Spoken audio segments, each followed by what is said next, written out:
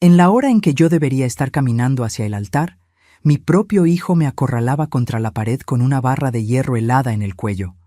«O renuncias a esta boda o los entierro a los dos hoy», gritaba él. El vestido azul que llevaba casi se convierte en mi mortaja. Buenas tardes, mis queridos. Qué bendición poder conversar con ustedes hoy. Me llamo Idalina Florentina de las Gracias. Tengo 72 años bien vividos y vivo aquí en este pueblito tranquilo de Venturosa, en el interior de Pernambuco.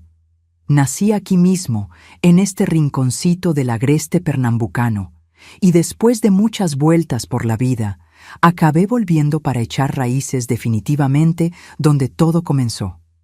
Hoy, mi mayor placer es pasar las tardes en la terraza de mi casita, observando a las personas que pasan, intentando adivinar sus historias.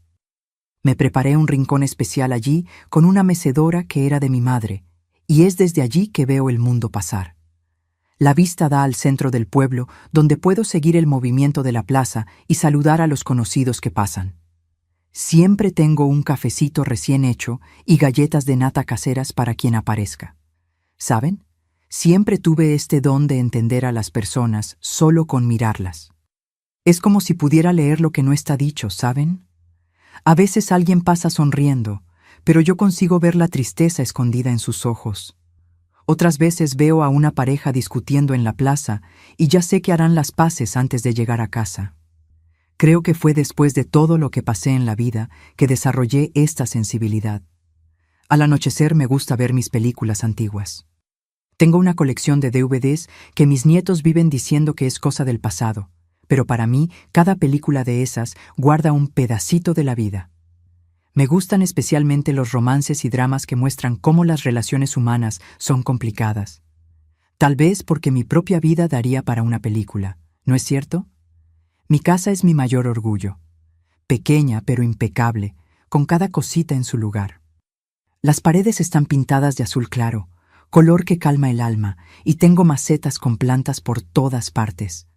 Dirán que es manía de vieja, pero me gusta ver las cosas vivas a mi alrededor. Cada rinconcito tiene un toque especial.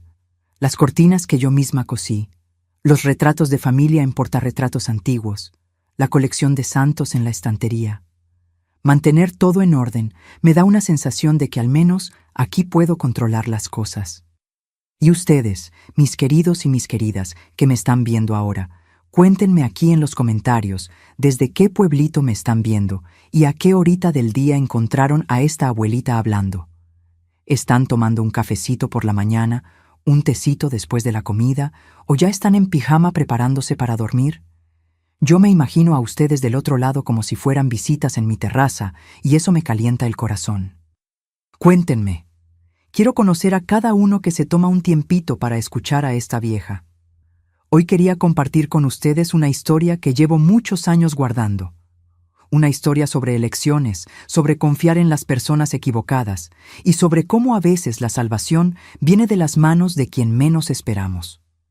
No es fácil hablar de esto, incluso después de tanto tiempo, pero tal vez mi experiencia pueda ayudar a alguien que esté pasando por algo parecido. Todo comenzó cuando me quedé viuda, todavía con un hijo pequeño para criar. Y años después, cuando ya tenía mis cabellos grises, pensé haber encontrado una segunda oportunidad para el amor. Nací aquí en Venturosa, un día de mercado, como decía mi madre, Severina Josefina de las Gracias. Una mujer fuerte de esas que se despertaban antes que el sol y se dormían después de todos en la casa. Papá se llamaba Oriusbaldo Feitosa de las Gracias, un hombre de pocas palabras, pero muchos gestos de cariño.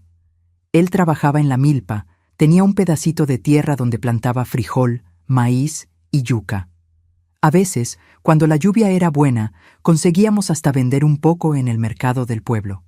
Nuestra casa era simple, de adobe y techo de barro, al final de la calle de las Flores.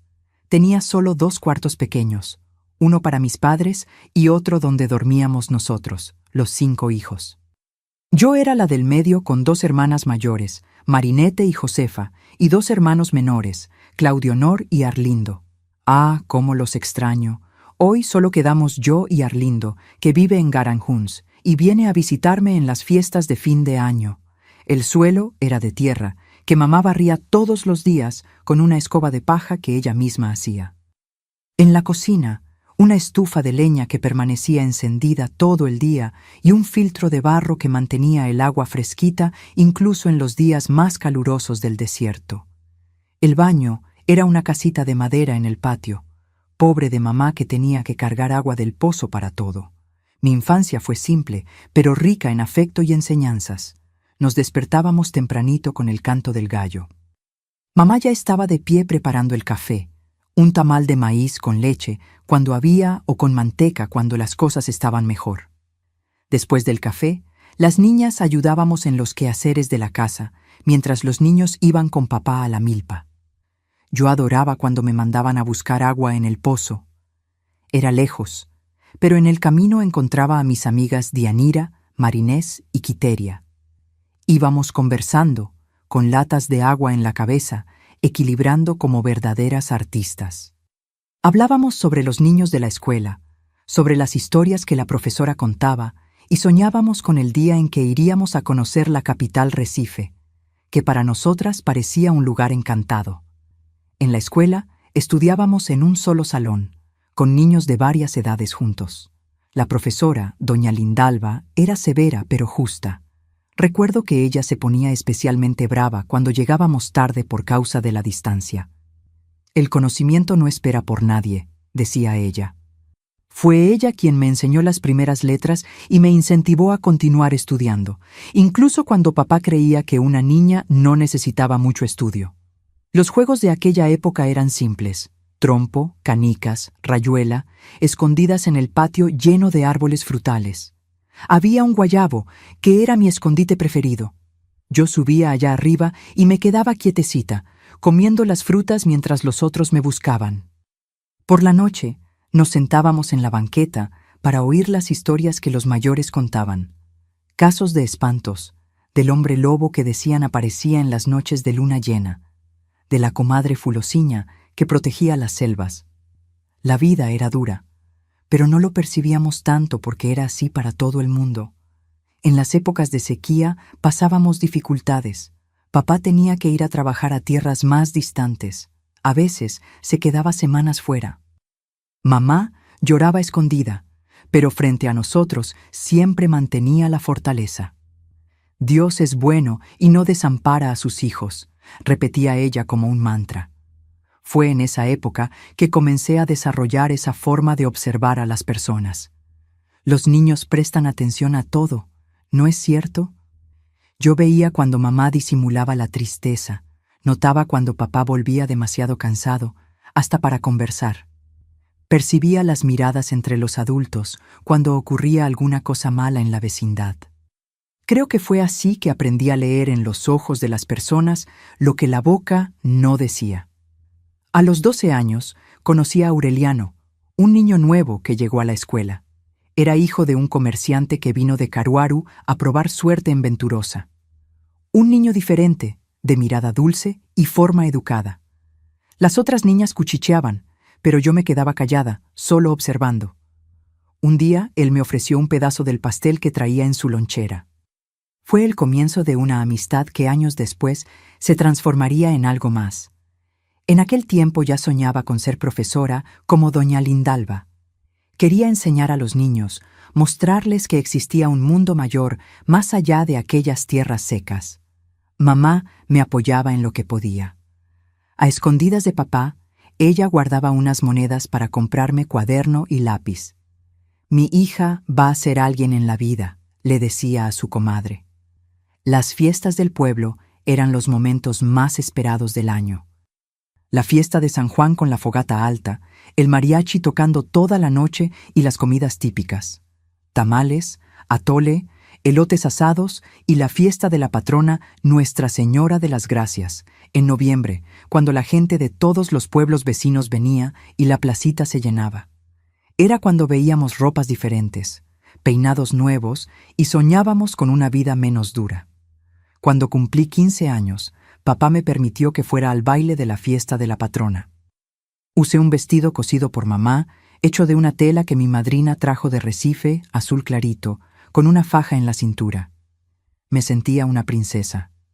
Fue en esa fiesta que bailé por primera vez con Aureliano, ya un joven de 17 años. Él había crecido guapo, trabajaba con su padre en el almacén y tenía planes de estudiar contabilidad. La vida seguía su curso natural en Venturosa. Terminé los estudios que eran posibles allí. Comencé a ayudar a doña Lindalba con los niños menores. A los 18 años, me comprometí con Aureliano. Mamá lloró de alegría. Papá hizo cara de enojado, pero en el fondo estaba orgulloso. Planeábamos casarnos cuando él volviera de Recife, donde iría a estudiar por 2 años. Pero el destino tenía otros planes para nosotros. En 1972, una sequía terrible castigó nuestra región. Las siembras murieron, los animales se debilitaron y mucha gente tuvo que partir. Papá se enfermó, el trabajo pesado de una vida entera, finalmente cobrando su precio. Mamá gastó lo poco que teníamos guardado en medicinas. Aureliano tuvo que posponer los estudios para ayudar a la familia y yo comencé a trabajar en la casa del alcalde como empleada doméstica. Fue entonces que conocí a Nivaldo, un muchacho de Arcoverde que había venido a trabajar como chofer del alcalde, alto, hablador, lleno de historias sobre la capital y otros lugares que había conocido. Él me trataba diferente de las otras empleadas, siempre amable, siempre con un elogio en la punta de la lengua. Aureliano notó el cambio en mi forma de ser, las conversaciones que yo tenía con Nivaldo. Celos dieron lugar a discusiones a un distanciamiento. Y fue así que, sin darme cuenta, me fui alejando de mi primer amor y acercándome a quien se convertiría en mi esposo y padre de mi único hijo. Una elección que años más tarde yo entendería que había sido solo el comienzo de una larga historia de decisiones que cambiarían mi vida para siempre. Nivaldo entró en mi vida como quien no quiere nada y acabó llevándose todo. Después de aquella sequía terrible del 72, cuando mi compromiso con Aureliano se desmoronó como casa de adobe en la lluvia fuerte, acepté la propuesta de matrimonio del chofer del alcalde. Nos casamos en una ceremonia simple en la iglesita de Nuestra Señora de las Gracias. Mamá cosió mi vestido con una tela blanca comprada a plazos, y el alcalde nos cedió el salón de la alcaldía para la fiesta. Fue un día de alegría, mezclada con incertidumbres. Poco después de la boda, Nivaldo recibió una propuesta de trabajo en Olinda, ciudad histórica cerca de Recife. «Vamos a tener una vida mejor allá, Idalina», me dijo con aquella manera convincente que siempre tuvo. «Aquí en este pueblito no hay futuro para nosotros». Con el corazón apretado, me despedí de mis padres, de mis hermanos, de mi Venturosa. Prometí volver siempre que pudiera. No imaginaba que llevaría décadas cumplir esa promesa. La vida en Olinda era completamente diferente. Vivíamos en un cuartito alquilado en una vecindad llena de familias. Las cuestas empinadas de la ciudad histórica me dejaban sin aliento, tanto por el cansancio como por la belleza. Los fines de semana, Nivaldo me llevaba a ver el mar en Recife. Yo, niña del interior que nunca había visto tanta agua junta, me emocionaba en cada visita. Era como si el mar lavara las nostalgias de casa. En los primeros meses, todo parecía un sueño. Nivaldo trabajaba como chofer particular de un empresario de la construcción civil y siempre traía algún regalito para mí. Un labial, un pañuelo, una pulserita barata. Yo encontré trabajo como empleada en la casa de una familia rica de Recife. Volvía tarde en autobús, cansada, pero satisfecha por estar construyendo nuestra vida juntos. Fue entonces que me embaracé. Cuando se lo conté a Nivaldo, él lo celebró. Me giró en el aire allí mismo, en medio de la sala minúscula de nuestro cuartito. «Va a ser un niño fuerte como el padre», decía, ya planeando el futuro del hijo que ni siquiera había nacido todavía. Y fue realmente un niño. Escogí el nombre Tago en homenaje a mi abuelo paterno, a quien tanto amaba. Tago Florentino de las Gracias, nacido en el Hospital de la Restauración en Recife una madrugada lluviosa de marzo de 1975. Con la llegada del bebé, nuestra vida se hizo más apretada. Tuve que dejar el trabajo por unos meses y el salario de Nivaldo apenas alcanzaba para el alquiler y la comida. Fue en esa época que noté los primeros cambios en él. Llegaba tarde con olor a bebida. Cuando yo preguntaba dónde había estado, se irritaba, golpeaba la mesa. Estoy trabajando doble para mantenerlos, mujer, y todavía tengo que dar explicaciones. Cuando Tago tenía 6 meses, volví a trabajar, ahora como lavandera para varias familias del barrio. Dejaba a mi hijito con una vecina, doña Zuleide, una señora mayor que había perdido a sus hijos en la inundación del 65 y trataba a los niños de la vecindad como si fueran sus nietos. Ella cobraba poco y cuidaba con amor. Ve a trabajar tranquila, hija, que Taguito está en buenas manos. Fue en esa época que Nivaldo comenzó a desaparecer por días. Decía que estaba haciendo viajes para el patrón, llevando mercancías para el interior. Volvía con dinero en el bolsillo, pero cada vez más distante, más irritable. Cierta noche, desperté con ruidos en la sala. Era él revolviendo los cajones donde yo guardaba el dinerito que conseguía economizar. Cuando pregunté qué estaba haciendo, me empujó con fuerza contra la pared. «Cállate, mujer, el dinero es mío. Yo mantengo esta casa». Fue el primer empujón de muchos que vendrían. Poco a poco, aquel hombre encantador que me conquistó en Venturosa se fue transformando en un extraño de mirada vacía y puños pesados. Las disculpas venían siempre. Fue el cansancio, fue la bebida. Tú me provocaste. Y yo, joven, sola en una ciudad grande, con un hijo pequeño, creía que era solo una fase mala, que él cambiaría. Tago crecía guapo e inteligente, la cara del padre, pero con una forma observadora que me recordaba a mí. Desde pequeño, percibí que él entendía más de lo que un niño debería. Cuando tenía 4 años, después de una noche en que Nivaldo llegó violento, encontré a mi hijito en el cuartito, abrazado a la almohada, ojos desorbitados de miedo. «Todo está bien, hijo», mentí con el labio hinchado. Él me miró con aquellos ojitos oscuros y profundos. «No lo está, mamá. Él te lastimó de nuevo». Para proteger a mi hijo, comencé a mandar a Tago a la casa de doña Zuleide en los días en que Nivaldo llegaba alterado. Inventaba historias, decía que el padre estaba enfermo, cansado, que necesitaba silencio. Pero los niños perciben todo. A los 6 años, Tago ya se ponía delante de mí cuando el padre levantaba la voz. «Deja a mi madre en paz», gritaba él, pequeñito, pero valiente, como un adulto. En 1983, cuando Tago tenía 8 años, ocurrió algo que cambió nuestras vidas para siempre.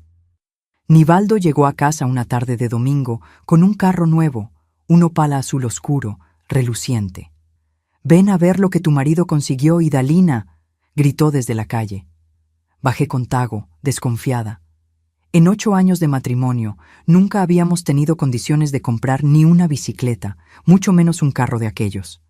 «¿De dónde salió este carro, Nivaldo?», pregunté mientras Tago corría alrededor del vehículo maravillado. «Lo gané del patrón, mujer. Ascenso. Ahora soy supervisor de entregas. Voy a coordinar a otros choferes». La historia no tenía sentido, pero aprendí a no cuestionar mucho. Aquella noche, él nos llevó a cenar a una taquería en el centro de Recife. La primera vez que comimos fuera en años. En las semanas siguientes, la vida pareció mejorar. Nivaldo traía dinero a casa. Hablaba de comprar un departamento, de poner a Tago en una escuela privada. Llegaba más temprano, menos violento, hasta me dio un juego de aretes y collar de oro en mi cumpleaños. Quise creer que finalmente las cosas se estaban arreglando para nuestra familia. Un jueves, estaba tendiendo ropa en el tendedero comunitario de la vecindad cuando vi a 2 hombres de traje entrando al edificio. Preguntaron por el Nivaldo del Opala azul. Mi corazón se congeló. Instinto de mujer que ya ha visto mucho sufrimiento. Dije que no estaba, que era mi esposo. ¿Qué querían con él? Ellos mostraron placas de policía. «Señora, necesitamos hacer algunas preguntas sobre las actividades de su marido». Descubrí en aquella terrible conversación que Nivaldo ya no era chofer de un empresario hacía casi un año. Estaba involucrado con transporte de mercancía robada, contrabando venido de Paraguay. Y Dios sabe qué más. El Opala azul había sido comprado con dinero sucio. Yo lloraba, negaba, decía que era un error, pero en el fondo yo sabía. Todas las señales estaban allí. Yo solo no quise ver. Aquella noche, Nivaldo no volvió a casa.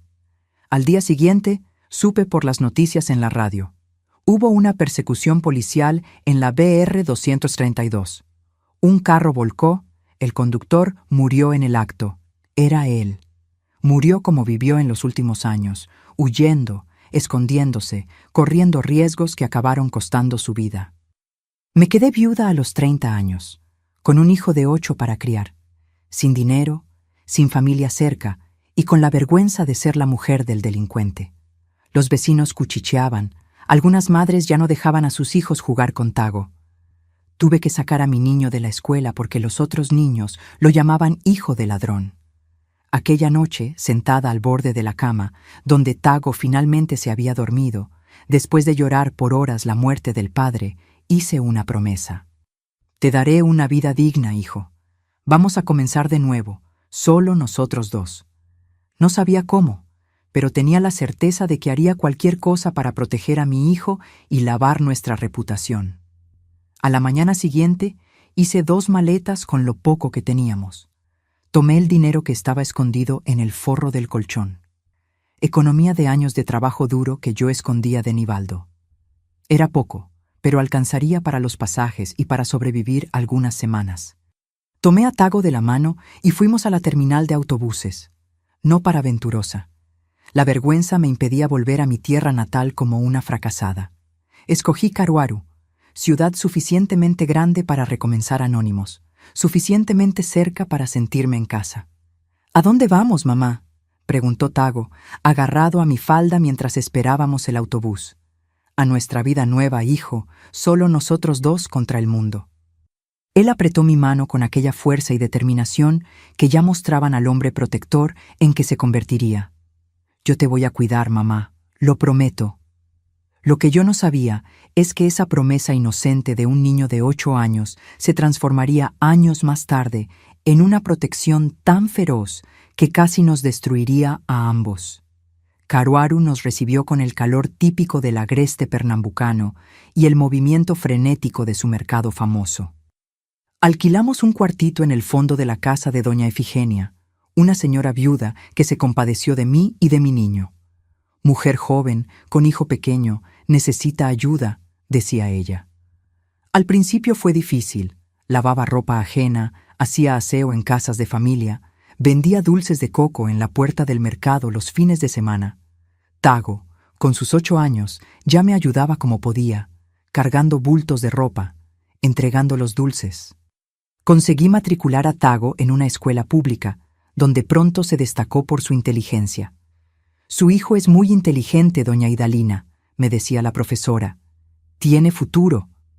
Aquellas palabras eran bálsamo para mi corazón cansado. Por la noche, después de un día entero de trabajo, todavía encontraba fuerzas para sentarme con él, revisar el cuaderno, incentivar los estudios. Es estudiando que tendrás una vida mejor que la nuestra, hijo. Los años en Caruaru fueron de mucho trabajo, pero también de reconstrucción. Economicé centavo por centavo hasta conseguir alquilar una casita simple en el barrio del Salgado. Conseguí empleo fijo como cocinera en un restaurante del centro. Tago crecía fuerte y determinado. En la adolescencia comenzó a trabajar después de la escuela, entregando compras del mercadito del barrio. Todo el dinero que ganaba me lo entregaba. Guarda para nuestra casa propia, mamá. Pero no todo eran flores. Conforme crecía, Tago se volvía cada vez más cerrado, desconfiado de todos. No hacía amigos con facilidad, no traía compañeros a casa. Cuando intenté tener uno u otro novio, él hacía cuestión de espantar a los pretendientes. Ninguno de esos tipos sirve, mamá. Son todos como mi padre. Y lo más difícil era que, en el fondo, yo misma tenía miedo de involucrarme de nuevo. Las marcas que Nivaldo dejó no eran solo en el cuerpo, sino en el alma. Cuando Tago cumplió 18 años en 1993, consiguió una plaza en el Banco do Brasil a través de concurso. Fue una inmensa alegría. Mi hijo, funcionario público, con buen salario, seguro médico, estabilidad, todo lo que soñé para él. Aquel día lloré de felicidad. ¿Ves, hijo? Valió la pena todo el sacrificio. Con el empleo estable de Tago y mi trabajo en el restaurante, finalmente conseguimos comprar una casita propia, pequeña, pero nuestra, en el barrio de San Francisco. Tago hacía cuestión de cuidar de todo para mí. Ya ha trabajado demasiado, mamá. Ahora es mi turno de retribuir. Poco a poco fui dejando que él asumiera el control de las cuentas, de las decisiones. Era más fácil así, y yo estaba cansada de ser el pilar de la familia. El tiempo fue pasando y Tago, ya un hombre de casi 30 años, continuaba soltero viviendo conmigo. Cuando yo tocaba el asunto de novia, matrimonio, él cambiaba de tema. Ya te tengo a ti para cuidar, mamá. No necesito a nadie más. Aquello comenzó a preocuparme. Un hijo tan apegado no era natural. Yo quería que él tuviera su propia familia, su propia vida, pero al mismo tiempo me sentía segura con él cerca. En 2005, una oportunidad surgió en el banco donde Tago trabajaba, una transferencia para Río Verde, en Goiás. El salario sería mejor, las condiciones de trabajo también. Voy a rechazar, mamá. No voy a dejarte aquí sola. Por primera vez en mucho tiempo, puse el pie firme. Sí irás, Tago. Es una oportunidad de crecer en la carrera. Yo me quedo bien aquí. Ya estoy acostumbrada con Caruaru. Tras mucha insistencia, él aceptó la transferencia, pero con una condición. Yo iría con él. Vendimos nuestra casita en Caruaru y nos mudamos para Río Verde, una ciudad diferente, lejos de todo lo que conocíamos, pero con nuevas oportunidades. Tago rápidamente se adaptó al trabajo. Yo no tanto al pueblo. Sentía la falta de Pernambuco, del acento, de la comida, de las personas. Fue en Río Verde en 2010, cuando yo ya tenía 58 años y Tago 35, que conocí a Arthur Mendoza. Él era cliente del banco donde Tago trabajaba, un empresario del ramo de granos, viudo, cerca de 10 años mayor que yo. Comenzó con un buenos días en la fila del supermercado, después un café el domingo tras la misa y pronto nos estábamos encontrando regularmente. Arthur era diferente de todos los hombres que conocí. Amable sin parecer falso, atento sin ser asfixiante. Me trataba como una reina, me llevaba a conocer lugares que nunca imaginé visitar. Por primera vez en décadas me sentí nuevamente una mujer, no solo una madre. Florecí como las plantas del cerrado después de la lluvia. Cuando le conté a Tago sobre Arthur, vi su rostro cambiar. Fue como si una nube oscura pasara por sus ojos. ¿Quién es ese viejo? ¿Qué quiere con usted? Con cada pregunta, su voz se alteraba más. Intenté calmarlo, explicar que era solo una amistad, pero en el fondo yo sabía que ya era más que eso, y Tago también lo sabía. Las semanas siguientes fueron tensas. Tago investigó la vida de Arthur por su cuenta, buscó información en el banco, cuestionó a conocidos. Tiene algo que esconder, mamá. Nadie es tan perfecto así. Cuando yo salía con Arthur, Tago llamaba varias veces, inventaba emergencias para hacerme volver a casa.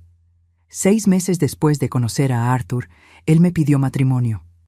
Fue en una cena simple en su casa, sin grandes gestos, solo palabras sinceras. Idalina, la vida me dio una segunda oportunidad contigo. No quiero perder más tiempo.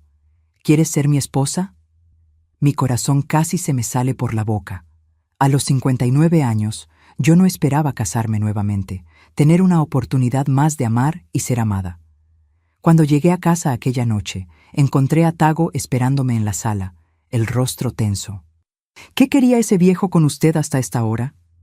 Respiré profundo y le conté sobre la propuesta de matrimonio. La reacción de él fue peor de lo que imaginaba. Derribó la mesita de centro con un golpe, gritó, me llamó ingrata. Después de todo lo que hice por usted, ¿va a cambiarme por un desconocido? Él solo quiere una empleada gratis. En los días siguientes, la situación solo empeoró. Tago faltó al trabajo, comenzó a beber, algo que nunca había hecho antes. Seguía a Arthur por la ciudad, le llamaba por teléfono, haciendo amenazas veladas. Llegué a pensar en terminar todo para proteger a Arthur y calmar a mi hijo. Pero una parte de mí, Aquella que fue sofocada por décadas de sacrificio gritaba por libertad. Arthur se mantuvo firme, a pesar de las amenazas. Entiendo la preocupación de su hijo y Dalina, pero no voy a desistir de nosotros. Él sugirió que conversáramos los tres para aclarar las cosas. Marcamos una cena en casa un viernes. Preparé la comida favorita de Tago. Arreglé la mesa con esmero. Oré para que todo saliera bien. Arthur llegó puntualmente a las 7 de la noche con un vino y flores para mí. Tago se retrasó a propósito, llegando casi una hora después, claramente alterado, oliendo a alcohol. La cena fue un desastre. Tago apenas tocó la comida, respondió con monosílabos a los intentos de conversación de Arthur, y cuando el asunto de la boda surgió, explotó. ¿Ustedes piensan que soy idiota? ¿Creen que no sé lo que está ocurriendo aquí? Ese viejo solo quiere lo que es nuestro. Arthur mantuvo la calma, incluso cuando Tago lo acusó de ser un aprovechado, de tener segundas intenciones conmigo. Su hijo está asustado, Idalina. Es natural. Tiene miedo de perderla. Su tranquilidad solo dejó a Tago más furioso. Antes de que la situación empeorara, Arthur se despidió, dejándome a solas con mi hijo. Aquella noche tuvimos la peor discusión de nuestras vidas. O él o yo, mamá, escoja ahora. Por primera vez no cedí a las exigencias de Tago. Hijo, siempre tendrás mi amor, pero no puedes decidir mi vida. Me voy a casar con Arthur. Él salió dando un portazo y no volvió a casa aquella noche. En la semana siguiente, Tago pidió transferencia de vuelta para Pernambuco, esta vez para Recife. Si usted quiere quedarse con ese viejo, quédese, pero yo no voy a ver eso. El departamento que compartíamos estaba a mi nombre, comprado con el dinero de la venta de nuestra casa en Caruaru. Él dejó claro que no quería nada, solo alejarse. Fue como un puñal en mi pecho, pero mantuve mi decisión. Arthur y yo marcamos la boda para 3 meses después, tiempo suficiente para organizar una ceremonia simple, solo para amigos cercanos. Envié una invitación para Tago en Recife, sin respuesta. Llamé varias veces. Él no atendió. El dolor de no tener a mi único hijo en mi boda era casi insoportable. Una semana antes de la ceremonia, recibí una llamada de Tago. Voy para su boda, mamá. No puedo dejar que pase por esto sola. Su voz estaba extraña, pero lo atribuí a la emoción. Me puse tan feliz que lloré por teléfono. Gracias, hijo. Esto significa el mundo para mí. En la víspera de la boda, Tago llegó a Río Verde. Estaba abatido, pero delgado, con ojeras profundas. Intentó sonreír, me abrazó, pero sentí algo diferente en él. ¿Está todo bien, hijo? Él asintió. Solo cansado del viaje, mamá. Mañana estaré mejor para usted. La mañana de mi boda amaneció soleada, como una bendición de los cielos. El vestido que escogí era simple, azul claro, nada de blanco o velo. Al final, a los 60 años, quería algo elegante, pero adecuado.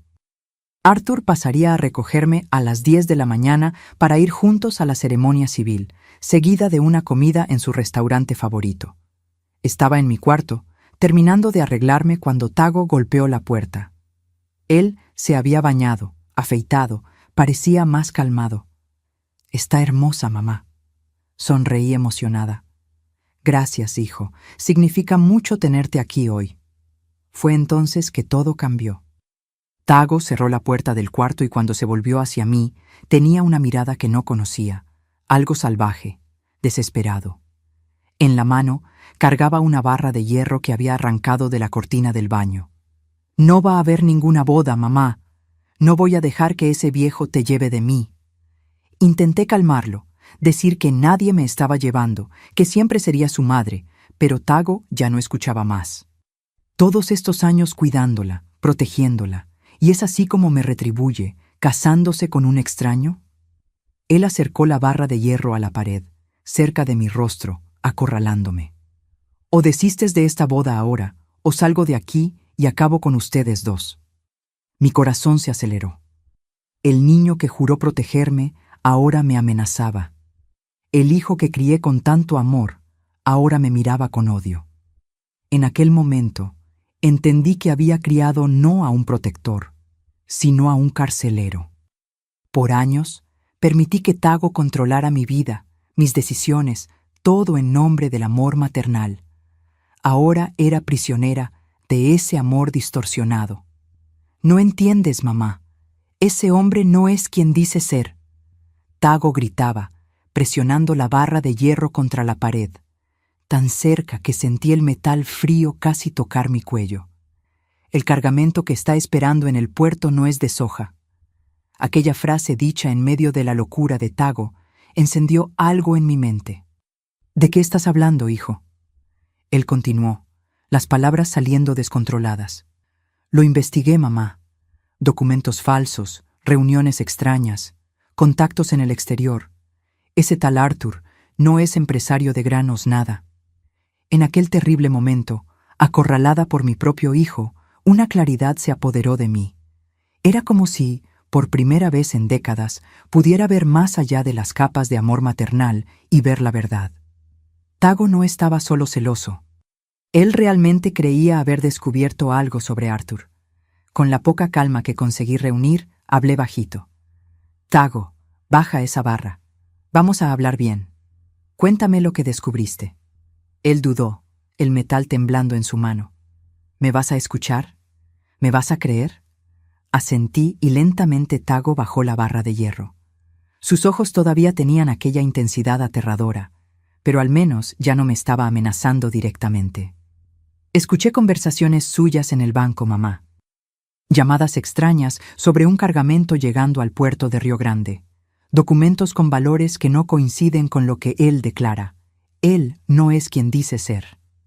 Incluso en medio de aquel terror, una parte de mí, aquella que aprendió a sobrevivir a Nivaldo, sabía que necesitaba ganar tiempo. Está bien, hijo. Ganaste. Voy a cancelar la boda. Tago me miró desconfiado. ¿Juras, mamá? ¿No te vas a casar con él? Asentí con la cabeza. Dame el teléfono para llamarle.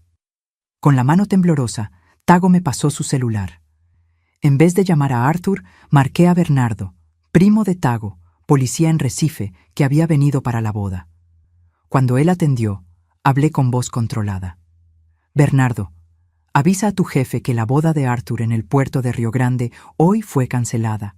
La novia no va a aparecer. Necesito que vengas aquí a casa urgente. Tago no se está sintiendo bien. Colgué el teléfono y encaré a mi hijo. Sus ojos oscilaban entre confusión y alivio. Listo, hijo, cancelé todo. Arthur ya no vendrá. Tago soltó completamente la barra de hierro y se desplomó en la cama, como si toda la energía hubiera abandonado su cuerpo. Comencé a llorar, no de miedo, sino de una mezcla de tristeza y determinación. Mi hijo necesitaba ayuda y Arthur necesitaba ser investigado. Bernardo llegó en 15 minutos, acompañado de otro policía. Encontraron a Tago acostado en estado casi catatónico, mientras yo, todavía con el vestido azul de novia, explicaba todo en susurros. Dijo algo sobre cargamentos en el puerto, sobre que Arthur no es quien dice ser. Puede ser delirio. Pero Bernardo intercambió miradas con el colega. Vamos a verificar eso, tía. Mientras tanto, vamos a llevar a Tago a un hospital. Él necesita ayuda. En aquel momento, mi corazón se partió en 1000 pedazos, pero sabía que era lo correcto. Mi hijo, mi protector, mi carcelero, necesitaba cuidados que yo ya no podía dar. Cancelé oficialmente la boda, alegando una enfermedad súbita en la familia. Arthur pareció comprender. Dijo que podíamos remarcar cuando todo estuviera bien. Su comprensión solo aumentó mi confusión. ¿Sería él realmente el hombre bueno que parecía o Tago tenía razón? La respuesta vino 3 días después, cuando la policía golpeó la puerta de Arthur. La denuncia cifrada que hice a través de Bernardo desencadenó una investigación relámpago. Descubrieron que Arthur Mendoza era, en realidad, el punto final de una red de tráfico de drogas que usaba la exportación de granos como fachada. El cargamento que llegaría al puerto de Río Grande contenía cocaína escondida en sacos de soya. Cuando la noticia explotó en los periódicos locales, mi mundo se desmoronó por segunda vez.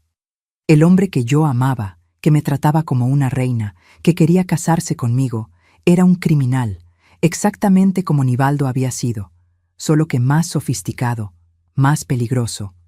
Y mi hijo, en su desesperación enfermiza, había visto lo que yo, cegada por el amor, no conseguía ver. Aquella noche, sentada sola en el departamento, con Tago internado en una clínica psiquiátrica y Arthur preso, entendí una verdad terrible. El acto violento de mi hijo, aunque inexcusable, me había salvado. Su obsesión por protegerme, que yo tanto intenté combatir, acabó librándome de un destino que podría haber sido trágico. Las lágrimas que derramé aquella noche no eran solo de dolor o alivio, sino de un entendimiento profundo y amargo. A veces, nuestras mayores bendiciones vienen disfrazadas de nuestras mayores maldiciones. La prisión de Arthur se convirtió en noticia en todo Río Verde. Empresario de granos preso en operación contra tráfico internacional, estampaban los periódicos. Y yo, que sería la novia, me convertí en tema de los chismes locales. La vieja que iba a casarse con el traficante, decían a mis espaldas cuando pasaba por la calle. Ya no bastaba el dolor de haber sido engañada por quien amaba, todavía tenía que cargar con la vergüenza pública, pero nada de eso se comparaba con la angustia de tener a mi hijo internado. Tago estaba en una clínica psiquiátrica en Goiânia, diagnosticado con trastorno obsesivo y brote psicótico. Los médicos explicaron que él desarrolló una fijación enfermiza en protegerme, probablemente desencadenada por los traumas de infancia al presenciar la violencia del padre. Es como si él hubiera asumido el papel de guardián suyo, pero de forma extrema y distorsionada, explicó el psiquiatra. Visitaba a mi hijo 3 veces por semana, tomando el autobús hasta Goiânia en un viaje cansado de casi 2 horas. Cada visita era una mezcla de esperanza y desesperación. Algunos días, Tago parecía mejor, más lúcido. En otros, apenas me reconocía, perdido en sus miedos y teorías conspirativas. «Él va a volver, mamá. Va a mandar a alguien tras nosotros», murmuraba, mirando a los rincones, como si viera enemigos invisibles. En una de esas visitas, cerca de un mes después de la internación, ocurrió lo que considero el verdadero punto de ruptura de nuestra historia. Llegué a la clínica una tarde lluviosa de domingo, cargando una bolsa con las ropas lavadas de Tago y las galletas de almidón que tanto le gustaban. La enfermera me recibió con una sonrisa triste. «Doña Idalina, hoy no está siendo un buen día para él». Encontré a mi hijo sentado en una silla junto a la ventana, observando la lluvia caer. Parecía más delgado, con la barba sin hacer, ojos hundidos. Cuando me acerqué, él no se volvió. «Hijo, traje tus cosas limpias y unas galletas». Puse la mano en su hombro y fue entonces que él se giró. Había algo en sus ojos que me heló. No era rabia ni confusión, sino una lucidez aterradora. «¿Por qué sigues viniendo a verme después de lo que hice?». La pregunta salió como un susurro dolorido. Me senté en la silla al lado de él. «Eres mi hijo, Tago. Te amo. No importa lo que pase». Él sacudió la cabeza, las lágrimas comenzando a correr. «Te lastimé», amenacé con una barra de hierro. Su voz falló. «Soy igualito a él, igualito a mi padre». Fue como si un rayo hubiera caído entre nosotros. La comparación con Nivaldo golpeó a Tago y a mí, como un golpe físico. Mi hijo, que pasó la vida entera intentando ser lo opuesto del padre violento, se había convertido justamente en aquello que más odiaba. «No digas eso, hijo. No eres como tu padre».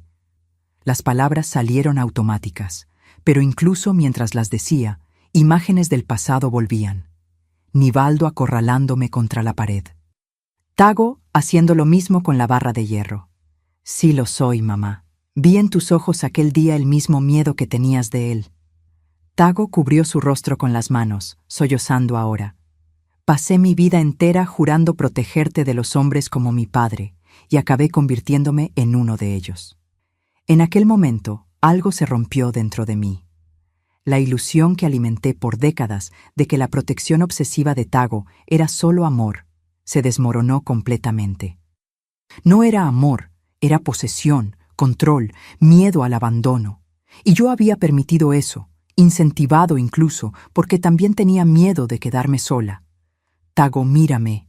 Jalé sus manos lejos del rostro. Vamos a hablar la verdad de una vez por todas. Yo permití que controlaras mi vida. Te dejé alejar a las personas de mí, decidir dónde vivía, cómo vivía. Porque era más fácil así, porque también tenía miedo. Él me encaró, sorprendido con mi franqueza repentina. Y sí, aquel día me recordaste a tu padre. No porque seas como él, sino porque dejé que ocurriera de nuevo. Dejé que otra persona me dijera cómo vivir, de quién enamorarme. Respiré profundo, sintiendo una fuerza que no sabía que tenía. Pero la diferencia, hijo, es que tu padre nunca percibió el mal que hacía, y tú estás aquí sufriendo porque lo percibiste. Y lo peor es que tenía razón sobre él. Mamá, Arthur era realmente un bandido. La voz de Tago salió amarga. Aún así, lo que hice no tiene perdón. ¿Tenías razón sobre Arthur? Sí, y eso salvó mi vida, probablemente. Pero la forma como lo hiciste... Me detuve, buscando las palabras correctas. No podemos continuar así, Tago. Fue entonces que él dijo las palabras que lo cambiaron todo.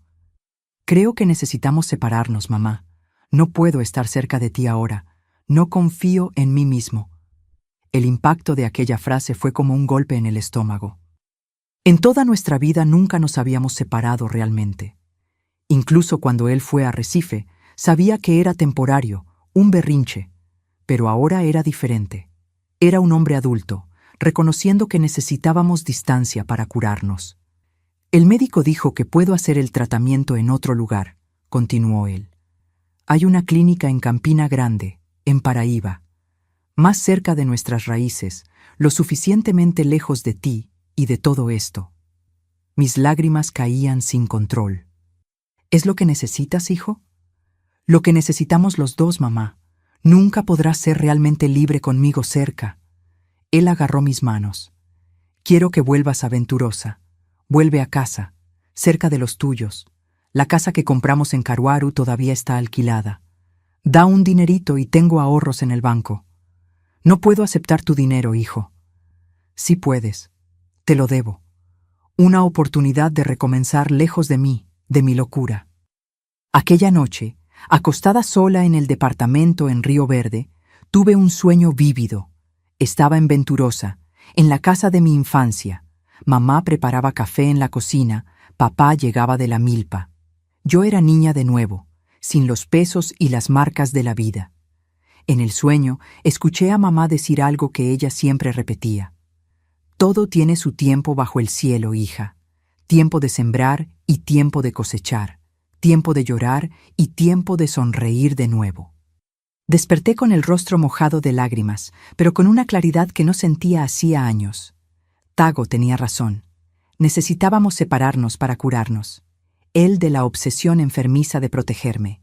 Yo de la dependencia que creé en esa protección. A la mañana siguiente, llamé a mi hermano Arlindo en Garanhuns.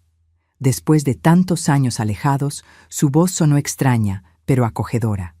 Le conté todo sobre Arthur, sobre Tago, sobre mi decisión de volver a Pernambuco. Ven, hermana, ya pasó la hora de que vuelvas a tu tierra. La semana que siguió fue de decisiones difíciles, pero necesarias. Conversé con el médico de Tago, que concordó con la transferencia para Campina Grande. Será bueno para él estar más cerca de sus raíces, pero con la distancia terapéutica de usted. Resolví cuestiones prácticas. Vendí algunos muebles, cerré el contrato de alquiler, organicé el papeleo para la transferencia del tratamiento de Tago.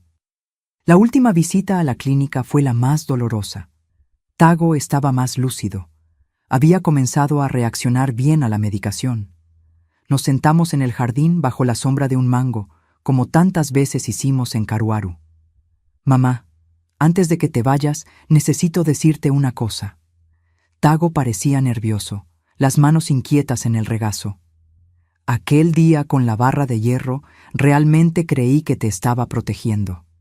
En mi cabeza estaba salvándote de otro Nivaldo. Lo sé, hijo. Agarré su mano. Siempre quisiste protegerme desde pequeño. Pero no era solo eso. Él evitó mi mirada. Era miedo también. Miedo de quedarme solo, de perderte para otra persona, como si fueras mi propiedad. La voz de él falló. Es enfermizo, ¿no? Es humano, hijo. Todos tenemos nuestros miedos. La diferencia es cómo lidiamos con ellos. Apreté su mano. Estoy orgullosa de ti por reconocer eso. Cuando estaba allá en el cuarto, con aquella barra de hierro, algo estalló dentro de mí. Fue como si pudiera verme desde fuera, actuando igual que mi padre. Quedé horrorizado conmigo mismo. Él finalmente me miró, los ojos rojos. Podría haberte lastimado de verdad. Pero no lo hiciste, hijo, y ahora estamos aquí tratando de arreglar las cosas. La parte más loca es que realmente había descubierto cosas sobre Arthur. Documentos extraños en el banco, llamadas sospechosas. Intenté avisarte de forma normal al principio, pero no me creíste. Ahí fui quedando desesperado. Ese detalle siempre me perturbó. Como yo, que me enorgullecía de entender a las personas, no vi las señales con Arthur. Tal vez porque, así como Tago, yo también estaba presa al pasado, solo que de otra forma, tan desesperada por tener un amor en la vejez, que ignoré las alertas. Hijo, creo que los dos necesitamos aprender a confiar de nuevo en nosotros mismos primero, después en los demás. Respiré profundo, sintiendo el perfume de las flores del jardín. Tú te vas a tratar en Campina Grande. Yo voy a recomenzar en Venturosa, y cuando sea la hora correcta nos encontraremos de nuevo. ¿Crees realmente que un día voy a estar bien, que vamos a poder tener una relación normal? La esperanza en su voz casi me rompió el corazón. Estoy segura, hijo, porque eres fuerte, siempre lo fuiste. Sonreí entre lágrimas, más fuerte incluso de lo que imaginas. Nos abrazamos largamente, como si tratáramos de guardar un poco uno del otro para los días solitarios que vendrían. Cuando nos separamos, Tago sostuvo mi rostro entre las manos, como hacía cuando era niño. Perdóname, mamá, por todo. Solo si tú me perdonas también, por no haberme dado cuenta antes, por haber dejado llegar a este punto. Estamos a mano entonces. Él sonrió levemente, la primera sonrisa verdadera en meses. Cuando me levanté para irme, Tago agarró mi muñeca por un momento.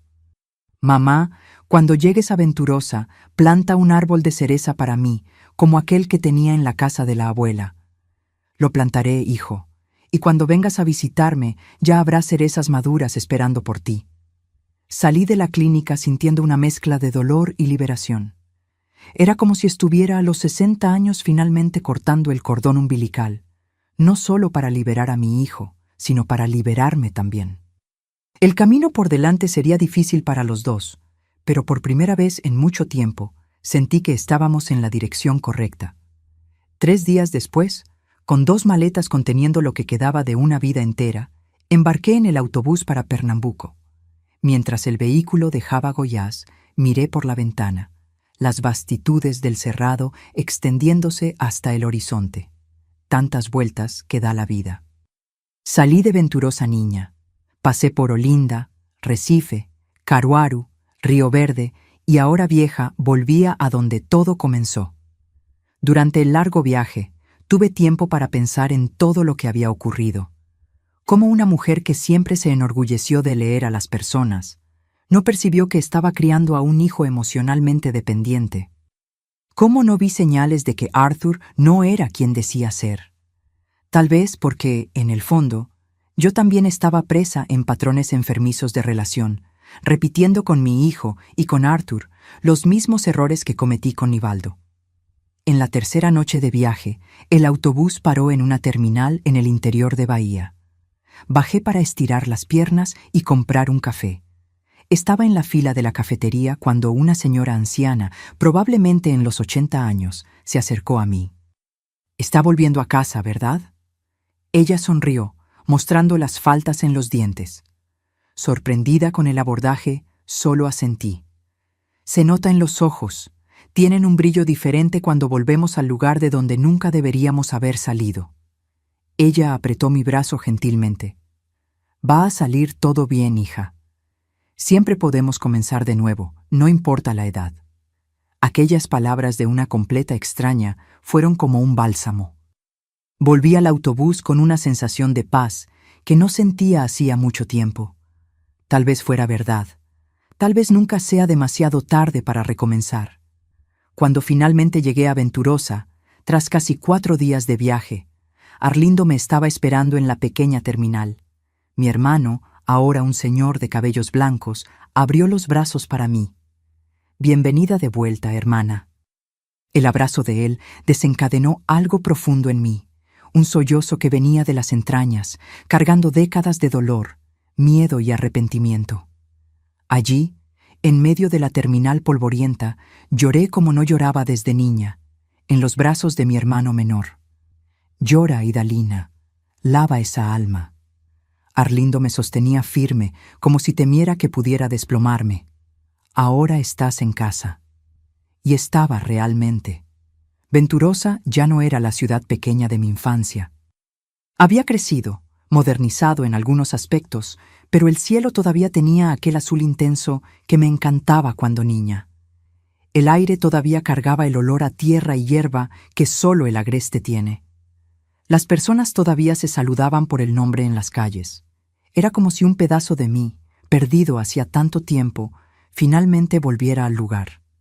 Arlindo me llevó a su casa, donde su esposa Silda me recibió con un abrazo caluroso y una comida abundante. Frijoles verdes, carne seca, yuca, todos los sabores de mi infancia.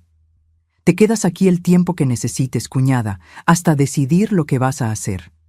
Pero yo ya sabía lo que quería hacer. A la mañana siguiente, pedí a Arlindo que me llevara a ver algunas casitas de alquiler en el centro del pueblo. Encontramos una, pequeña, pero ventilada, cerca de la plaza central. El alquiler era barato, adecuado a mi pensión, sumada al rendimiento de la casa en Caruaru. ¿Segura que no quieres quedarte con nosotros, hermana?, insistió Arlindo. Sí, hermano, necesito mi rinconcito ahora. Necesito aprender a vivir sola por primera vez en la vida. En una semana ya estaba instalada en mi nueva casa. Los muebles eran pocos. Una cama, un ropero, una mesa con 4 sillas, un sofá simple. Pero cada pieza fue escogida por mí, colocada donde yo quería. Aquel espacio pequeño era el primero en la vida que era verdaderamente mío, no compartido con padre, marido o hijo. Y como prometí a Tago, lo primero que hice fue plantar un árbol de cerezo en el pequeño patio de atrás. Mientras cavaba la tierra, sentía como si estuviera plantando no solo un árbol, sino también la esperanza de un futuro en que mi hijo y yo pudiéramos tener una relación saludable, basada en amor verdadero, no en dependencia y control. Las primeras semanas en Venturosa fueron extrañas. Despertaba a veces desorientada, buscando a Tago, recordando después que él estaba a cientos de kilómetros de allí, en una clínica en Campina Grande. Lo llamaba una vez por semana, conversaciones cortas, pero significativas. El cerezo ya está creciendo, hijo. ¿Y tú? ¿Estás creciendo allá adentro? Poco a poco fui reconectándome con la ciudad, con personas que conocí en la infancia. Algunas todavía se acordaban de mí, de la niña que salió de Venturosa décadas atrás. Encontré a Marinés, mi amiga de infancia, ahora una señora viuda como yo, con hijos esparcidos por Brasil. Comenzamos a encontrarnos para tomar café, recordar historias antiguas, compartir las alegrías y dolores de la vida. Fue Marinés quien me llevó a la iglesia de Nuestra Señora de las Gracias, donde encontré un grupo de mujeres que se reunía semanalmente para hacer trabajos manuales y de caridad. No sabía coser bien como ellas, pero ofrecí lo que sabía: cocinar. Comencé a hacer pasteles y galletas para los bazares benéficos, para las familias necesitadas de la región. En mi cumpleaños de 61 años, 6 meses después de llegar a Venturosa, recibí una llamada inesperada. Era el médico de Tago. Doña Idalina, su hijo está teniendo una evolución sorprendente. Él pidió permiso para visitarla el fin de semana. ¿Usted se siente preparada para eso? Mi corazón se aceleró. ¿Puede venir, doctor? ¿Clínicamente? Creo que sí.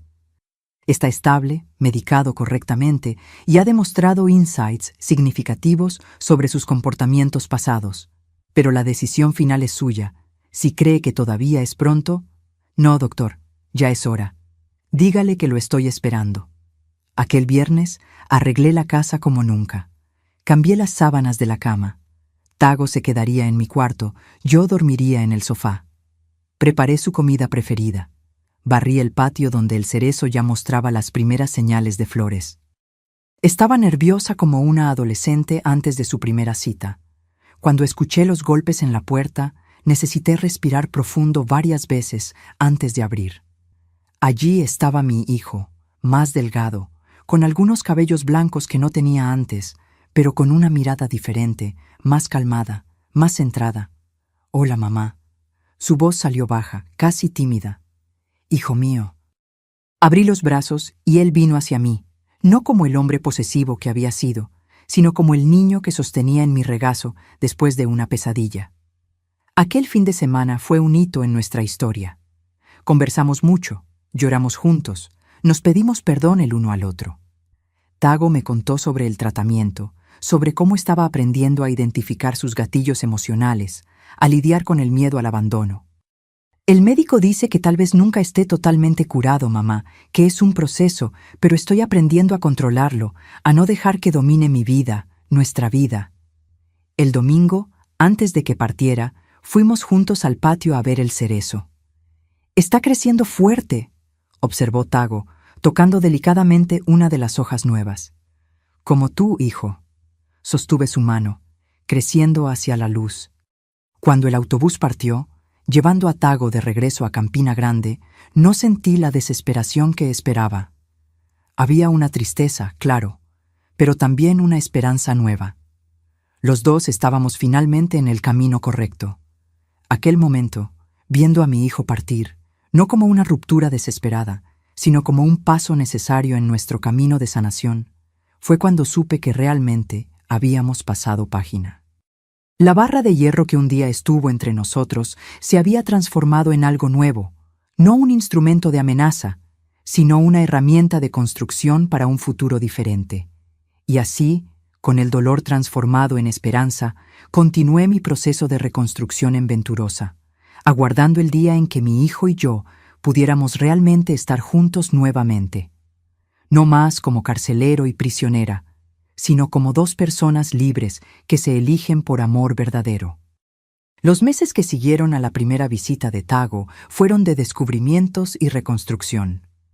Mi hijo continuaba su tratamiento en Campina Grande con visitas mensuales a Venturosa.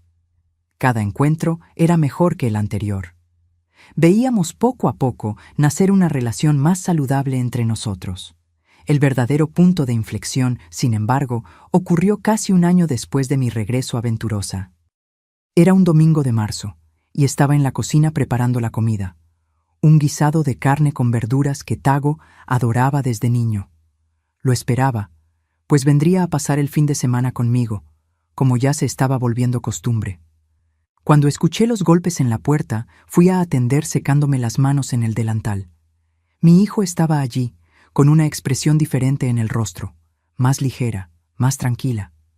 Y a su lado, una muchacha joven, bonita, de cabello rizado y sonrisa tímida. «Mamá, esta es Eduarda, es asistente social en la clínica donde hago tratamiento». Miré sorprendida a la muchacha que extendió su mano hacia mí. «Mucho gusto, doña Idalina. Tago habla mucho de usted». Invité a los dos a entrar, tratando de esconder mi sorpresa. Tago nunca había traído a nadie en sus visitas. De hecho, aparte de Nivaldo, no recordaba que mi hijo se hubiera involucrado seriamente con ninguna mujer. Su obsesión por protegerme siempre ocupó todo el espacio en su vida. Durante la comida, observé cómo Tago miraba a Eduarda. Había cariño allí, respeto, tal vez el comienzo de algo más profundo. Eduarda me contó que era natural de Juan Pessoa, que trabajaba con pacientes en recuperación hacía 5 años y que conoció a Tago en los grupos terapéuticos de la clínica. Al principio era una relación profesional, explicó ella con voz calmada, pero conforme Tago evolucionaba en el tratamiento, comenzamos a conversar más, a conocernos fuera de las sesiones.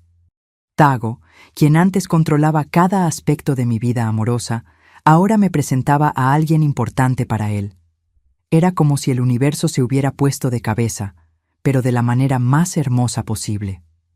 Después de la comida, mientras Eduarda ayudaba a lavar los platos, Tago me llamó para ver el cerezo en el patio. «Está creciendo bien, ¿no, mamá?» Él tocó una de las hojas verdes, sonriendo. «Sí, hijo, como tú». Miré hacia la cocina, donde Eduarda cantaba bajito mientras secaba los platos.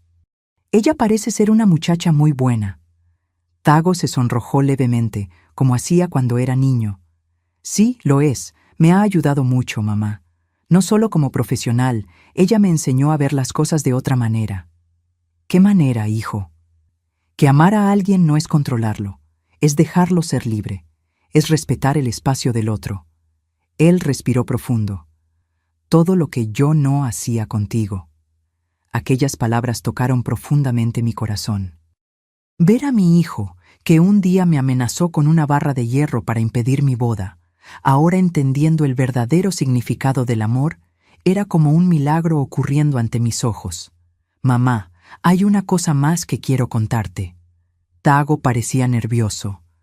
«Fui aprobado en un concurso para el Banco de México aquí en Puebla. Me transferirán después de que termine el tratamiento intensivo». «Puebla. Eso es maravilloso, hijo. Queda tan cerca de Venturosa». «Exacto. Podré visitarte más veces». Él vaciló por un momento.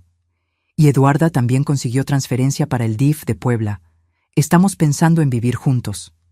Aquella noticia que en otros tiempos me habría dejado con celos o miedo de perder a mi hijo, ahora me llenó de una alegría genuina. Era la prueba definitiva de que Tago estaba realmente sanándose, construyendo una vida propia, independiente de la mía. «Estoy muy feliz por ti, hijo, de verdad». «¿No te molesta que viva con otra mujer lejos de aquí?» Sacudí la cabeza sonriendo. «Hijo, todo lo que siempre quise fue verte feliz. Y ahora, por primera vez, te estoy viendo realmente feliz, no solo preocupado por mí». Aquella noche, después de que Tago y Eduarda se fueron, me senté en mi mecedora en la terraza, contemplando las estrellas. Sentí una paz que no conocía desde hacía muchos años. Mi hijo estaba encontrando su camino y yo, finalmente, estaba encontrando el mío. 2 semanas después, recibí una visita inesperada. Era Bernardo, el primo policía de Tago que había participado en la operación que arrestó a Arthur. Estaba en Venturosa por trabajo y decidió pasar a verme. «Tía, traje una noticia que pensé que le gustaría saber». Se sentó a la mesa de la cocina, aceptando el café que le ofrecí. Arthur fue condenado a 15 años de prisión. El juicio terminó ayer. La mención del nombre de Arthur todavía me causaba una punzada en el pecho. Por más que intentara, no conseguía olvidar completamente al hombre que casi se convirtió en mi esposo, que me hizo creer en un amor que era solo una fachada para sus negocios sucios. Y hay una cosa más. Bernardo vaciló. Durante las investigaciones descubrimos que Arthur tenía un patrón. Se acercaba a mujeres mayores, viudas o solteras, generalmente con algún patrimonio, y las usaba como cobertura para sus operaciones. Entonces yo era solo una más. El dolor de la revelación era intenso, pero de alguna forma también liberador. «Sí, tía, usted fue la quinta. Todas las otras perdieron casi todo lo que tenían». Bernardo sostuvo mi mano sobre la mesa. «Si no fuera por Tago, bueno, usted podría estar en la cárcel junto con Arthur, o peor». Aquella revelación fue el cierre de un ciclo para mí. El acto desesperado de Tago, que en la época vi como el auge de su obsesión enfermiza, acabó siendo lo que me salvó no solo de un matrimonio infeliz, sino posiblemente de la prisión o de la muerte. Era una ironía cruel que solo ahora conseguía comprender completamente. «Gracias por contarme, Bernardo. Creo que necesitaba escuchar esto para seguir adelante definitivamente». Después de que él partió, me senté en el patio, cerca del cerezo que ya comenzaba a dar los primeros frutos. Tomé una cereza todavía verde, sintiendo su textura firme entre los dedos. Como aquella fruta, yo también estaba en proceso de maduración, transformándome lentamente. A la mañana siguiente, tomé una decisión. Tomé el autobús para Puebla, donde fui hasta la casa que todavía manteníamos alquilada. Conversé con el abogado que cuidaba del contrato e inicié el proceso para transferir el inmueble oficialmente al nombre de Tago. Era mi regalo para él y Eduarda para comenzar la vida juntos. Cuando volví a Venturosa, encontré a Marinés esperándome en la puerta de casa con una expresión preocupada. «Idalina, te busqué todo el día. ¿Dónde estabas, mujer?» «En Puebla, resolviendo unos asuntos». «¿Por qué? ¿Pasó algo?» ¿Recuerdas el grupo de mujeres de la iglesia? Estamos organizando un proyecto nuevo, un centro de apoyo para mujeres víctimas de violencia aquí en el pueblo. La presidenta del grupo indicó tu nombre para coordinar. Me quedé sin palabras. Yo, que pasé años siendo víctima, ahora era invitada a ayudar a otras mujeres a escapar del mismo destino. ¿Pero por qué yo? No tengo experiencia en esto. Sí la tienes, Idalina. Viviste la experiencia en carne propia y, más importante, sobreviviste para contar la historia. Acepté la invitación más por intuición que por certeza de que podría hacerlo. El Centro de Apoyo Femenino de Venturosa comenzó pequeño, funcionando en un salón anexo a la iglesia. Éramos apenas 5 voluntarias al principio, ofreciendo escucha, orientación jurídica básica y acogida para mujeres en situación de vulnerabilidad. Fue en ese trabajo que encontré una nueva razón para vivir. Cada vez que una mujer llegaba con la mirada baja, cuerpo encogido, disculpándose por la propia existencia, exactamente como yo fui por tantos años, sentía que estaba haciendo algo verdaderamente importante. 3 meses después del inicio del proyecto, una joven llamada Cleide nos buscó. Tenía 23 años, 2 hijos pequeños y marcas de golpes por el cuerpo. «Mi marido dijo que si salgo de casa, me mata», contó entre sollozos. «Pero ya no aguanto más, tengo miedo por mis hijos». Aquella situación me recordó tanto mi propia historia con Nivaldo, que sentí como si estuviera mirando a mi pasado. Sosteniendo las manos temblorosas de Cleide, conté mi historia por primera vez públicamente. Los años de abuso, el miedo constante, la huida para recomenzar, la relación complicada con mi hijo. «Si yo conseguí salir de aquel infierno y reconstruir mi vida, tú también puedes», le dije. «Y no estarás sola, nosotras te vamos a ayudar». Conseguimos un refugio temporal para Cleide y sus hijos en Puebla, orientación jurídica para la denuncia contra el marido y hasta una vacante de empleo en una fábrica de confecciones. Semanas después ella volvió al centro, ya con un brillo diferente en la mirada. «Doña Idalina, usted salvó mi vida». En aquel momento entendí que mi historia de dolor tenía un propósito mayor. Cada cicatriz que cargué, cada noche en vela, cada lágrima derramada, todo ahora servía como faro para otras mujeres perdidas en la tempestad de la violencia. El proyecto creció rápidamente. En 6 meses, conseguimos apoyo del ayuntamiento para un espacio mayor. Tago, ya viviendo en Puebla con Eduarda, venía los fines de semana a ayudarme con el papeleo, la organización, los contactos con organismos oficiales. Ver a mi hijo usando su conocimiento bancario para ayudar a mujeres vulnerables era una alegría que nunca imaginé vivenciar. Un domingo, mientras organizábamos documentos para una solicitud de presupuesto estatal, Tago hizo una confesión que me sorprendió. «Mamá, ¿sabes por qué me dedico tanto a este proyecto?». Dejó de teclear en la computadora, volviéndose hacia mí. «Es mi forma de pedir perdón a todas las mujeres que sufren lo que tú sufriste». «Hijo, tú ya pediste perdón, ya fuiste perdonado». «No es solo por ti, mamá, es por todos los hombres que, como casi fui yo, como mi padre fue, causan tanto sufrimiento». Respiró profundo. «Cada vez que ayudamos a una de estas mujeres, siento que estoy limpiando un poco de la sangre de las manos de mi padre y de las mías». Aquella tarde, lloramos juntos, no lágrimas de dolor o arrepentimiento, sino de liberación. La barra de hierro que un día estuvo entre nosotros se había transformado en una herramienta de reconstrucción, no solo de nuestras vidas, sino de las vidas de tantas mujeres que cruzaban nuestro camino. En 2014, 3 años tras el terrible episodio de la casi boda, recibí una llamada de Tago. Mamá, Eduarda y yo vamos a casarnos y queremos que seas nuestra madrina. La boda ocurrió en Puebla, en una ceremonia simple, pero emocionante.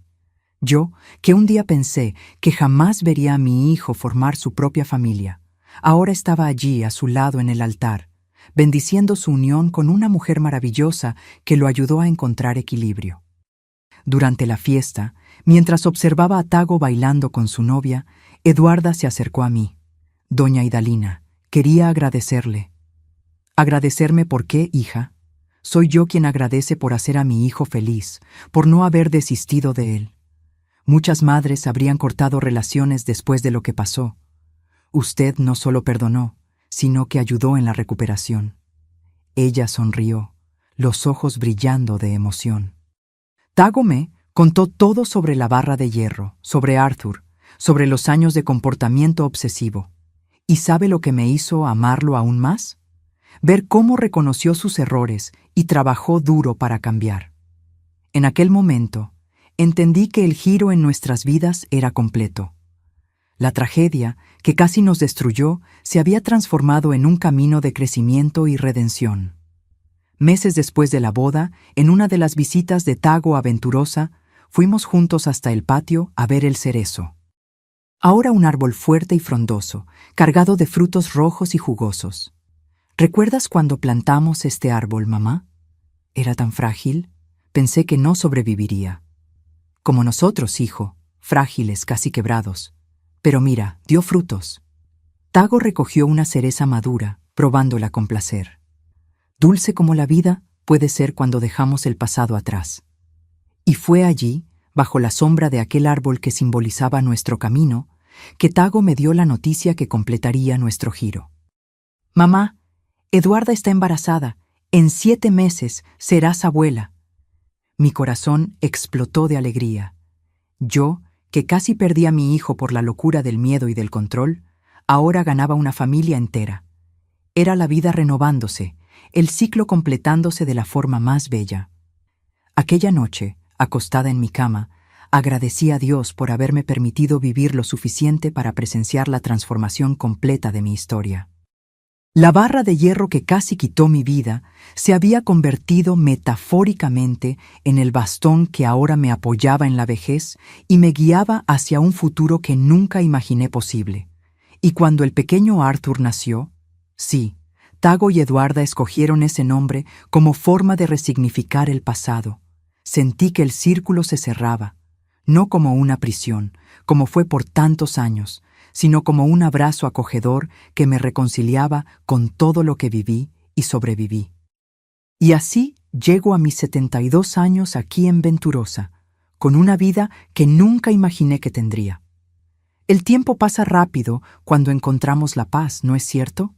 Ya pasaron casi 15 años desde aquel día terrible con la barra de hierro y parece que fue en otra vida con otras personas.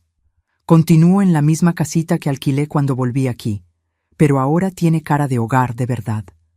Las paredes que antes eran de un blanco sin gracia, las pinté de azul claro, color que me trae serenidad. En la sala tengo una pared entera solo de retratos. Tago en su boda, mi nieto Arthur en varias fases, desde bebé hasta ahora con sus 9 años, y la pequeñita Severina de 6 años, que tiene mi forma observadora y quieta. Mi rutina es simple y me trae mucha alegría. Me despierto tempranito, como siempre hice, con el primer canto del gallo. Tomo mi café en la terraza, observando el movimiento de la plaza. Enseguida, cuido de mis plantas. Tengo un jardín pequeño, pero colorido, con rosas, girasoles y hierbas aromáticas que uso en la cocina. El cerezo, aquel mismo que planté cuando volví, ya es un árbol frondoso que da frutos 2 veces al año. 3 veces por semana, voy hasta el Centro de Apoyo a las Mujeres, que ahora funciona en un edificio propio cedido por el ayuntamiento. Ya no coordino el día a día. Dejé ese trabajo para Marinalba, una joven abogada llena de energía, pero continúo siendo lo que ellas llaman consejera senior. Es un nombre bonito para decir que soy la vieja que cuenta historias y da consejos basados en la experiencia de vida. Los martes y jueves recibo en casa grupos de 4 o 5 mujeres que están pasando por situaciones difíciles. Conversamos, tomamos café, a veces lloro junto con ellas. No tengo formación profesional para esto, claro, pero tengo las cicatrices del alma que me dan autoridad para hablar. Yo sé lo que estás sintiendo, hija, y puedo garantizar que existe vida después del sufrimiento. Los fines de semana, la casa se pone más alegre. Tago viene de Puebla con los niños.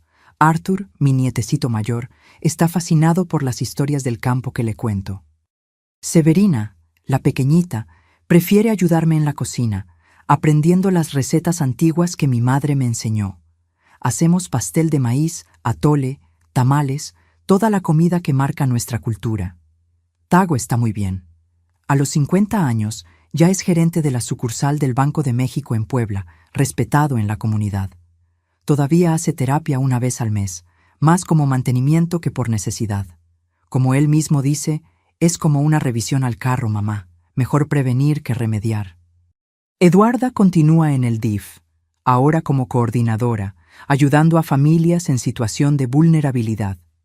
Los dos forman una sociedad bonita de ver, tanto en el matrimonio como en el trabajo social que hacen juntos. La relación de Tago con los niños es lo que más me emociona. Es un padre presente, amoroso, pero que respeta la individualidad de los hijos. Tan diferente del padre que él tuvo y tan diferente incluso de lo que él mismo podría haber sido si no hubiera enfrentado sus demonios. Cuando veo a mi hijo jugando con Arthur y Severina, sin aquella obsesión controladora que un día tuvo conmigo, sé que el ciclo de dolor fue roto. Mi nietecito Arthur, que lleva el nombre del hombre que casi destruye nuestras vidas, no tiene idea de la historia detrás de su nombre. Para él, es solo un nombre bonito, fuerte. Un día, cuando sea mayor, le contaremos cómo su nombre representa no a la persona que lo inspiró, sino a la redención que vino después de ella. Tengo mis pequeñas alegrías diarias. La primera taza de café de la mañana. La llamada de Tago todas las noches para saber cómo estoy. Las cartas que recibo de mujeres que pasaron por el centro de apoyo y ahora están reconstruyendo sus vidas en otras ciudades. Las conversaciones con mis amigas de la iglesia, mujeres de mi edad que también cargan sus historias de dolor y superación. No tengo lujos ni los necesito. Mi pensión, sumada a una pequeña ayuda que Tago hace cuestión de darme cada mes, es suficiente para vivir con dignidad. Consigo hasta guardar un poquito para emergencias y para comprar regalos especiales para los nietos en los cumpleaños y en Navidad. Mi hermano Arlindo todavía vive en Garanhuns, ya con la salud más frágil. Voy a visitarlo una vez al mes, pasando el fin de semana con él y Silda. Son momentos preciosos donde recordamos nuestra infancia, los padres, los hermanos que ya partieron. La vejez tiene esas cosas. Nos reconcilia con el pasado, incluso con las partes dolorosas.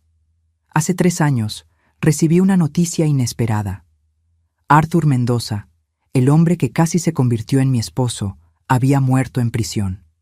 La información vino a través de Bernardo, que continúa en la policía y siempre mantiene contacto. Confieso que no sentí nada, ni alegría, ni tristeza, ni alivio. Era como si aquella historia perteneciera a otra persona, no a mí. Solo agradecí a Bernardo por la información y continué mi día normalmente.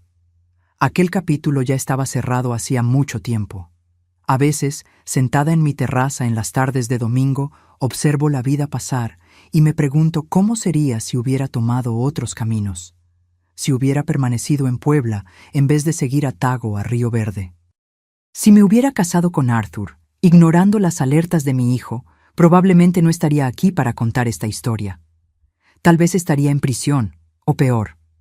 Es extraño pensar que el momento más terrible de mi vida, ser amenazada por mi propio hijo, acabó siendo lo que me salvó. Recientemente comencé un pequeño proyecto personal. Estoy escribiendo mis memorias en un cuaderno para dejar a mis nietos. No es un trabajo organizado como un libro. Son apenas historias, reflexiones, consejos. Quiero que sepan de dónde vinieron, las dificultades que su abuela y su padre enfrentaron para que ellos pudieran tener la vida tranquila que tienen hoy.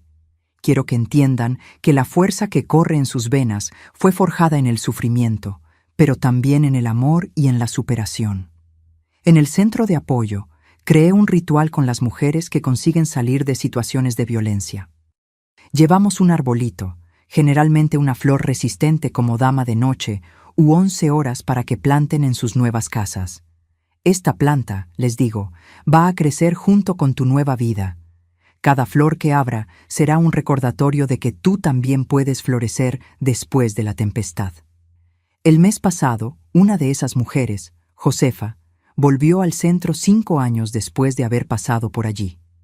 Trajo en brazos una dama de noche adulta, llena de flores. Doña Idalina, mi planta se puso tan grande que necesité replantarla. Traje una rama para usted para que otras mujeres puedan tener la misma oportunidad que yo tuve. En aquel momento, lloré como hacía mucho no lloraba. Era la confirmación de que el trabajo que hacemos tiene sentido, tiene continuidad. Mi salud, gracias a Dios, todavía es buena para una señora de 72 años. Tengo presión alta controlada con medicamentos, una artritis molesta en los días de lluvia, y la vista ya no es la misma. Uso lentes para leer y coser, pero todavía camino todos los días hasta la plaza. Todavía cocino mis propios alimentos. Todavía cuido de la casa sin necesitar ayuda. Tago siempre insiste en que debería tener a alguien para ayudarme, pero me gusta hacer las cosas a mi manera, a mi tiempo. Las noches son el momento más solitario, no lo voy a negar. Cuando todos los quehaceres están resueltos, cuando la casa está en silencio, a veces la memoria trae de vuelta los momentos difíciles. Recuerdo a Nivaldo, sus manos violentas. Recuerdo a Tago acorralándome con la barra de hierro. Recuerdo a Arthur, su sonrisa falsa que escondía tantas mentiras. Pero aprendí a no dejar que esos recuerdos me dominen. Son apenas fantasmas. Ya no pueden lastimarme. Tengo un ritual para esas horas difíciles. Voy hasta la cocina, hago un té de hierbabuena recogida de mi propio jardín, me siento en la mecedora y abro el álbum de fotografías. Veo las fotos de mis nietos, de la boda de Tago y Eduarda, de las mujeres que ayudamos en el centro. Y lentamente las sombras van disipándose, dando lugar a la gratitud por estar viva, por haber sobrevivido, por haber transformado tanto dolor en algo útil y bonito. Nunca más me involucré románticamente con nadie después de Arthur. No por trauma o miedo, sino porque descubrí una verdad simple. Estoy bien conmigo misma. Mi corazón está lleno por el amor de mis hijos, de mis nietos, de las amistades que cultivé, del trabajo que hago. Si un día aparece un compañero, será bienvenido. Pero ya no es una necesidad, como lo fue un día. La vida me enseñó que somos más fuertes de lo que imaginamos, que podemos sobrevivir a cosas que parecían imposibles de soportar, que a veces nuestra salvación viene de las manos más improbables y que es posible transformar las peores experiencias en sabiduría y compasión. Cuando miro hacia atrás, a la niña que salió de Venturosa, a la joven que soportó un matrimonio abusivo, a la madre que crió a un hijo sola, a la mujer madura que casi cayó en la trampa de otro hombre peligroso, a la señora que volvió a las raíces para sanarse, veo una línea continua de aprendizaje y crecimiento y tengo orgullo de este camino con todas sus cicatrices. Hoy, sentada en mi terraza en Venturosa, observando el atardecer pintar el cielo de naranja y rosa, puedo finalmente decir que encontré la paz. No es una paz perfecta o constante. La vida real no funciona así.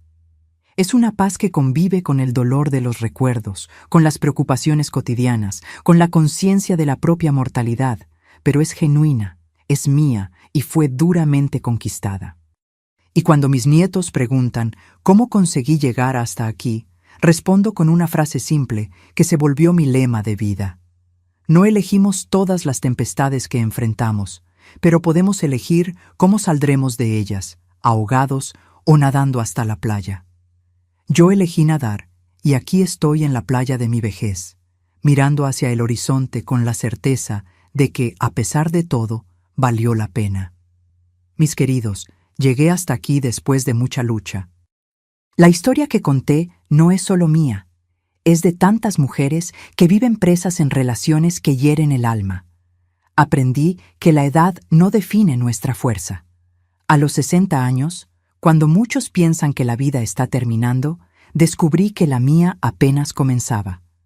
Mis arrugas son mapas de supervivencia. Cada una cuenta una historia de dolor superado. La vida me enseñó que incluso en la oscuridad más profunda, nuestra luz interior nunca se apaga. Incluso en mis días más oscuros, cuando Nivaldo me agredía, cuando mi propio hijo me acorraló con aquella barra de hierro, había una chispa de esperanza que se negaba a morir. Descubrí que somos más fuertes de lo que imaginamos, especialmente cuando pensamos que ya no aguantamos más. El ser humano es como el desierto, parece morir en la sequía, pero basta una llovizna para renacer. Mi historia no es sobre lo que me hicieron, sino sobre cómo elegí responder. Tago y yo podríamos habernos convertido en personas amargas, perpetuando el ciclo de violencia. En vez de eso, elegimos la sanación, el perdón, la transformación. El abuso deja cicatrices invisibles, pero podemos florecer incluso después de la tempestad, como mi cerezo que planté al volver aventurosa, que comenzó frágil y hoy da sombra y frutos. Si estás pasando por una situación de abuso, busca ayuda. El primer paso es el más difícil, pero es también el más importante. Recuerda, no estás sola. Tu historia todavía tiene muchos capítulos por ser escritos y tú eres la autora principal de ella. Les pido de corazón que se suscriban al canal y activen la campanita. Cada historia compartida aquí puede ser la luz que alguien necesita para encontrar el camino de salida. Y si esta historia tocó tu corazón, deja en los comentarios la palabra recomienzo. Es una palabra poderosa que lleva todo lo que aprendí en estos 72 años. Que siempre podemos comenzar de nuevo. No importa lo que haya ocurrido antes. Hazlo ahora. Tu mensaje puede ser el abrazo que alguien necesita en este exacto momento. Desde mi terraza en Venturosa, contemplando mi cerezo que creció junto con mi liberación, envío a cada uno mi abrazo de abuela. Que encuentren fuerza en los días difíciles y paz en el corazón, incluso en las tempestades de la vida.